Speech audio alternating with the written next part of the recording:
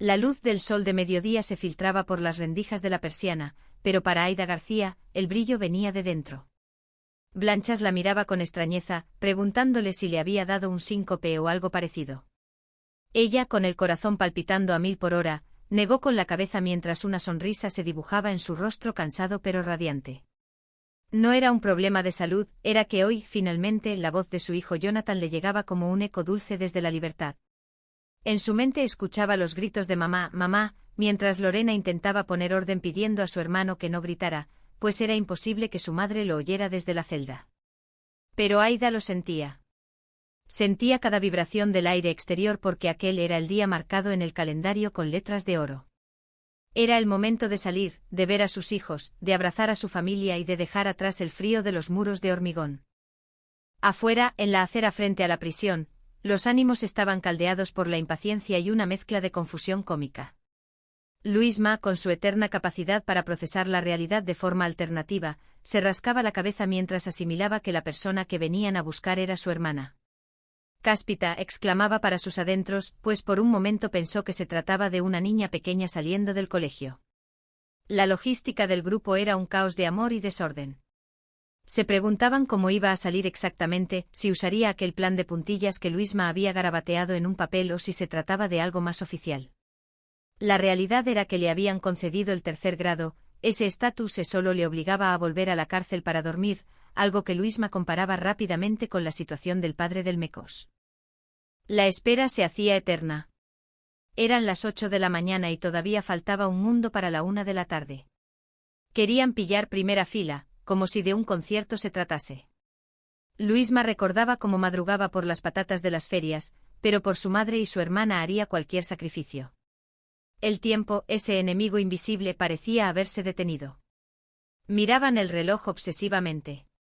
Faltaban 5 horas, luego 4 horas y 59 minutos. Luisma gritaba el número del reloj para que cambiara, imploraba a los dígitos que corrieran, pasando de las 3 horas a las 2 horas, y en su desorientación, hasta creía ver las 8 horas donde no las había. Finalmente el minuto final llegó. Cuando Aída cruzó el umbral, se encontró con una estampa curiosa. Allí solo quedaba uno de sus fieles esperándola. El resto, vencidos por el hambre y la hora del aperitivo, se habían marchado dejando una nota escueta pero muy propia de su casa, de camino a casa compra pan. Aída no pudo evitar reírse. Así era su familia, capaces de madrugar 5 horas para luego irse a por una caña justo en el momento del reencuentro. Pero la sorpresa estaba en el barrio. Nada más llegar, el torbellino de emociones la envolvió. Todos querían su trozo de Aída.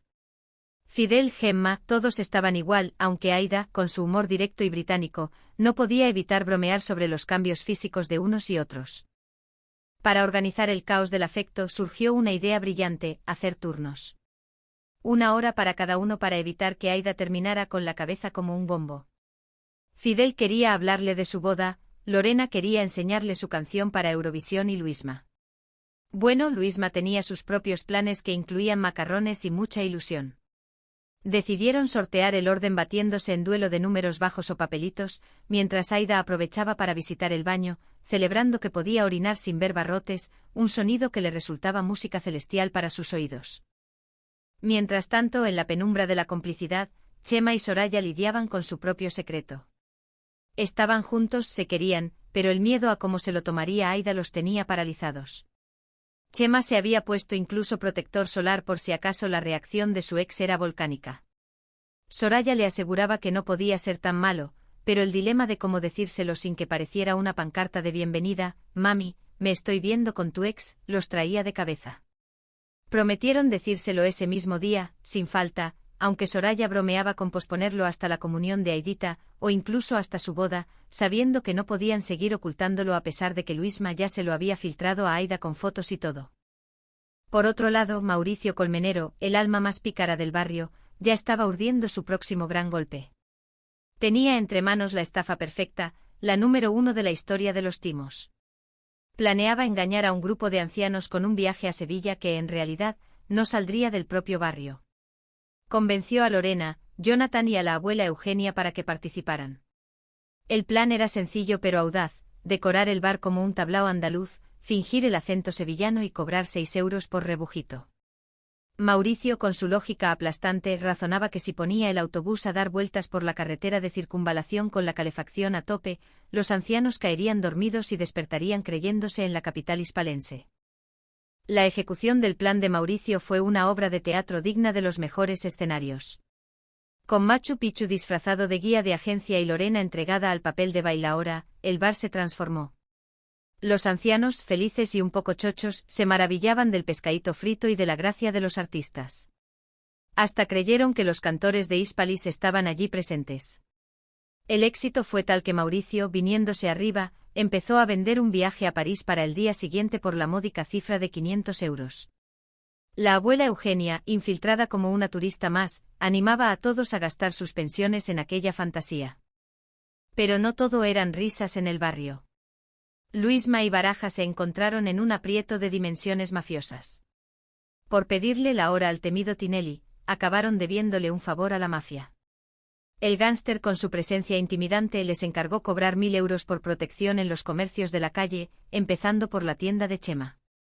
Luisma y Baraja, en su inocencia, intentaron hacerse los duros viendo películas de gánsteres, pero su capacidad para dar miedo era nula. Intentaron extorsionar a Fidel con historias de hámsteres peligrosos y secuestros de loros, pero el chico, con su inteligencia superior, se reía en sus caras ofreciéndoles cheques invisibles del banco de la fantasía. La desesperación de Luisma era tal que temía tener que matar a alguien, aunque le aseguraba a Baraja que si tenía que matarlo a él, lo haría con mucho cariño. En la casa de los García, el juego de las bromas alcanzó su clímax.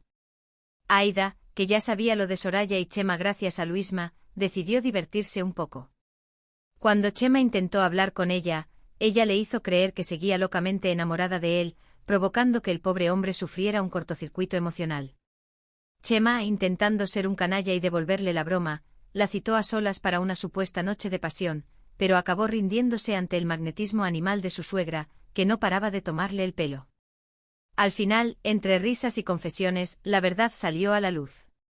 Aída, con la sabiduría que dan los años y el encierro, les dio su bendición. Lo más importante era que su hija fuera feliz con una buena persona, aunque ese hombre fuera calvo y un poco pardillo. El día terminó con una mezcla de sentimientos. Aída se sentía extraña, un poco fuera de lugar tras 3 años de ausencia, pero arropada por el amor de los suyos. Vio a Soraya más delgada, preocupada por el precio de la gasolina y por las cosas de la vida cotidiana que ahora le parecían nuevas.